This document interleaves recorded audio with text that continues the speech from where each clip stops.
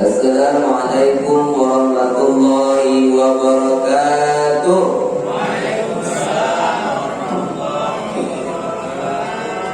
Saya doakan yang menjawab salam berangkat haji, yang tak jawab berangkat umroh. Alhamdulillahirabbil alamin. Wassalatu wassalamu ala asyrafil anbiya'i wal mursalin sayyidina wa nabiyina Muhammadin wa ala alihi wa sahbihi rasulillahi ajma'in. Asyhadu an la ilaha illallah wa la syarika lah wa asyhadu anna Muhammadan 'abduhu wa rasuluh sallallahu alaihi wasallam la nabiyya ba'd. Subhanaka la ilma lana illa ma 'allamtana innaka antal alimul hakim. Rabbi shrah li sadri wa yassir li amri wahlul 'uqdatam min lisani yafqahu qawli. Bapak Ibu, para orang tua kami jamaah mushola Al-Ikhlas yang dimuliakan Allah, mari kita bersyukur dengan alhamdulillahirabbil alamin. Dengan izinnya pada malam yang ke-10 di bulan suci Ramadan, alhamdulillah masih tetap bertahan. Nampaknya mushola Al-Ikhlas ini dari malam pertama sampai sekarang tetap bertahan ya. Mudah-mudahan sampai Ramadan terakhir. Tapi remaja masjid lain Pak udah mulai maju ke depan sapnya. Apalagi kalau sempat Ramadan terakhir tinggal pemain inti saja. Pemain cadangan banyak yang bilang. Wassalawat buat Nabiullah Muhammad sallallahu alaihi wasallam. Allahumma salli ala sayyidina Muhammad wa ala ali sayyidina Muhammad. Assalamualaikum ya Rasulullah. Kita mulai majlis ilmu ini dengan membaca bismillah. Bismillahirrahmanirrahim. Bapak Ibu, orang tua kami yang dimuliakan Allah Subhanahu wa taala, kajian kita pada malam hari ini tentang orang munafik. Kalau disebut orang munafik itu ciri-cirinya ada berapa? Banyak tuh. Banyak ya. Tapi dalam hadis cuma disebut aja 3. Ayatul munafis. Tanda-tanda orang-orang munafik itu salah. Ada 3. Apabila berkata bohong, apabila berjanji, apabila dipercaya. Udah paham? Kaji selesai, kita tutup. Udah paham ya? Jangan lama-lama ngaji itu. Yang pertama, apabila berkata dusta. Ini mulut ini paling parah ngomong. Paling banyak bohongnya. Kalau di jalan di telepon, di mana Pak? Udah mau sampai. Itu ketahuan. Padahal masih di rumah. Ada seperti itu. Mana dia? Maka dari itu Bapak Ibu orang tua kami yang dimuliakan Allah Subhanahu wa taala, kalau mulut ini paling besar, dosanya paling banyak. Mungkin kalau dosa tangan, mungkin mengambil hak orang, atau mungkin menampar orang, kan begitu. Kalau dosa kaki, mungkin melangkah di tempat yang tak diridhoi, mungkin menyipak orang. Dosa telinga mungkin mendengar yang tidak baik. Dosa mata mungkin melihat yang tak diridhoi. Tapi kalau mulut ini memang banyak kali tempat dosanya, ucapannya. Maka ketika Rasulullah Isra wal Mi'raj, Nabi melihat ada penghuni neraka itu yang mencakar-cakar wajahnya. Maka ditanya kepada Jibril, itu kenapa ada orang yang mencakar wajahnya? Itulah orang yang suka memfitnah, suka menggibah, suka mengadu domba, dan lain sebagainya. Ini mulut ini paling parah. Maka dari itu Bapak Ibu orang tua kami yang dimuliakan Allah Subhanahu wa taala, bersyukurlah kita sekarang corona datang, semua mulut ditutup. Lebih banyak zikir kan? Jadi kalau ngomong kita hati. Maka Maka dari itu Bapak Ibu orang tua kami yang Allah SWT, jadi jangan sampai kita termasuk orang-orang yang berdusta. Itu yang pertama. Yang kedua, apabila berjanji ingkar janji. Bapak Ibu yang Allah Subhanahu wa taala, kita kalau berjanji dengan orang, jangan langsung katakan iyalah, oke. Jangan. Terlebih dahulu kita ucapkan insya Allah. Orang yang berjanji tidak mengucapkan insya Allah akan mendapatkan malapetaka. Siapa contohnya? Rasulullah. Nabi ketika didatangi orang-orang musyrik bertanya, "Ya Muhammad, kalau betullah engkau mendapat mukjizat, kalau betullah engkau seorang rasul, kalau betul engkau seorang nabi, engkau pasti tahu jawaban." Apa dia? Kami ingin bertanya. Apa pertanyaannya? Yang pertama, apa yang dimakan penghuni surga esok? Yang pertama kali dimakan. Bayangkan Bapak Ibu, kita kalau dimasukkan ke dalam surga, mungkin di kaki 5 pun tak masalah kan? Yang penting masuk surga. Ini yang ditanyakan adalah apa yang pertama kali dimakan penghuni surga besok. Tuh. Yang kedua, apa itu ruh? Yang ketiga, siapa manusia yang berjalan di muka bumi selama 500 tahun? Yang keempat, mengapa bayi itu terlahir mirip dengan ibu bapaknya? Yang kelima, jelaskan kepada kami tentang pemuda yang bersembunyi di dalam gua yang tertidur selama 309 tahun. Tentu Nabi tak langsung jawab, Pak. Kenapa? Wa ma yantiqu 'anil hawa in huwa illa wahyun yuha. Kecuali wahyu.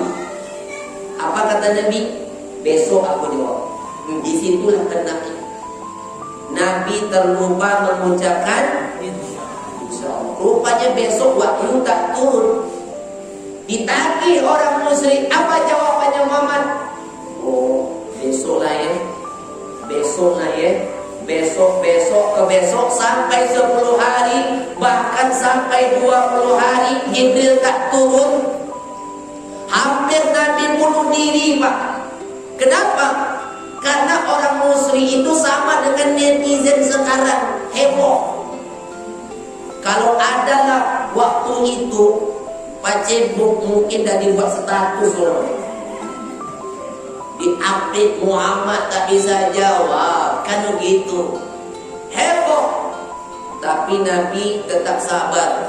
Hari yang ke-30 baru dijawab Jibril. Apa kata Jibril? Muhammad, jawaban yang pertama yang dimakan penghuni surga itu adalah hatinya ikan paus.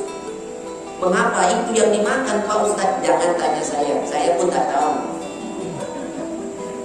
Itu kan jawaban Jibril itu. Yang kedua, apa itu ruh? Surat Al-Isra ayat 85. Wa yas'alunaka 'anir ruh. Mereka bertanya kepadamu tentang ruh. Qul, katakan ruh min amri rabbi. Ruh urusan Allah. Wa ma utitu minal ilmi illa qalila. Tidaklah kamu diberikan ilmu melainkan sedikit. Yang ketiga, siapa manusia yang berjalan di muka bumi selama 500 tahun? Dia adalah Raja Zulkarnain yang keliling dunia selama 500 tahun. Yang keempat, mengapa anak bayi itu terlahir mirip dengan ibu bapaknya? Ya tentu anaknya lah. Kalau mirip tetangganya jadi masalah. Cuma kadang anak itu ada mirip dengan bapaknya, ada anak itu mirip dengan emaknya. Kadang-kadang ada campuran. Pernah suami istri hampir bercerai gara-gara anak tak sama mirip emak bapaknya. Melapor kepada Nabi, ya Rasulullah, tengoklah kulitku putih, istriku putih, anakku negro. Jangan-jangan anak tetangga kan? Apa kata Nabi? Kamu punya otak kan? punya. Ada tak anak onta itu berbeda dengan induknya? Ada juga. Gitu juga dengan kamu. Mungkin anakmu ini keturunan datuk nenek moyangmu yang kesekiannya. Yang kelima, siapa pemuda yang bersembunyi di dalam gua? Mereka adalah ashabul kahfi. Dah, inilah Bapak Ibu. Jadi penting bagi kita kalau berjanji ucapkan terlebih dahulu insya Allah. Tapi jangan insya Allah dibuat tidak datang. Insya Allah tak datang. Insya Allah tak datang. Lama-lama memang munafik dirinya. Tuh. Jadi insya Allah itu diusahakan untuk datang. Ya. Nah, yang ketiga, ciri-ciri orang munafik apabila dipercaya khianat. Apa istilah kita khianat coba? Khianat itu merusak kepercayaan. Orang yang berkhianat di dalam Islam itu hukumnya pancung itu. Siapa contohnya? Ketika sahabat Nabi waktu itu tahun ke-8 Hijriah, Nabi mau menaklukkan kota Mekah, membawa pasukan sampai 10.000 orang. Tapi ada seorang yang membocorkan rahasia. Dia buat tulisan surat, dia kirim ke Mekah. Artinya dia membocorkan rahasia kedatangan Nabi. Akhirnya datang Jibril memberitahu Muhammad, sekarang ini ada seorang wanita, ciri-cirinya seperti ini, dia membawa sesuatu ke kota Mekah, artinya ingin membocorkan rahasia kedatangan kalian. Cegah sebelum dia sampai ke Mekah. Nabi panggil Umar. Umar, sini. Ada apa ya Rasulullah? Ada seorang perempuan yang sedang membawa sesuatu ke Mekah. Dia ingin membocorkan rahasia kita. Cegah dia sebelum sampai ke Mekah. Umar langsung sami'na wa ata'na, dikejar. Ketika dia melihat ada seseorang wanita, ciri-cirinya sudah dijelaskan oleh Nabi, di stop. Ditanya Umar. Apa kata Umar? Kamu mau ke kota Mekah? Oh enggak. Kamu membawa berita sesuatu ke kota Mekah? Tidak. Mana mungkin Rasulullah berbohong kepadaku. Akhirnya surat itu Pak jatuh. Surat itu dia simpan dekat sanggul lampunya, terjatuh. Di situ Umar, oh ini mungkin bertanya. Akhirnya dibawalah wanita itu dengan surat di hadapan Rasul. Ya Rasulullah, ini dia orangnya, ini dia surat. Dibaca Nabi. Siapa yang telah menulis surat ini? Si Fulan. Panggil, dipanggil.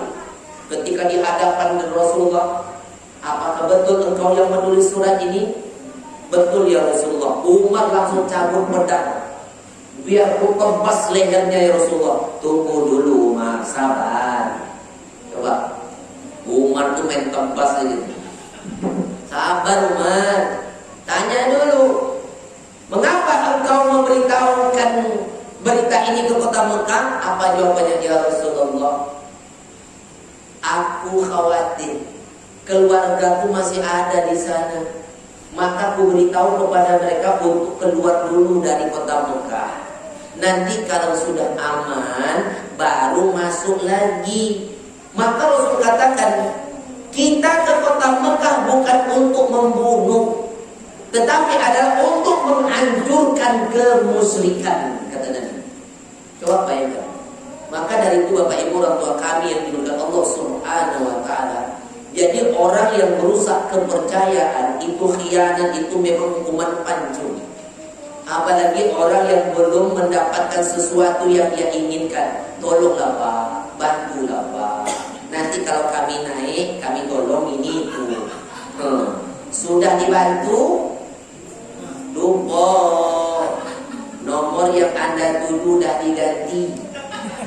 Pintu pagar rumahnya rapat terkunci. Itulah sekarang saat ini kan. Tapi tak di sini yang saya maksud Pak, yang di sana. Insya Allah di sini ada juga. Maka Maka dari itu Bapak Ibu orang tua kami Allah Subhanahu wa taala, jadi balasan bagi orang munafik ini adalah keraknya api neraka. Jadi kalau tidak bertaubat, belum sempat bertaubat, itulah balasannya. Jadi bagi kita di bulan puasa ini, memang puasa ini bisa menahan kita dari bohong, ya kan? Mulut ini memang diajarkan untuk bersifat jujur, baca Quran, tadarus, ya enggak? Tak ngomong-ngomong orang di bulan Ramadan ini, supaya kita betul-betul menjaga pahala Ramadan.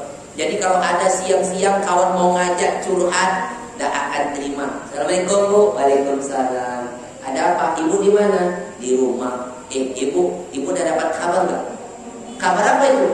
Yang kemarin tuh kejadian beneran Bu.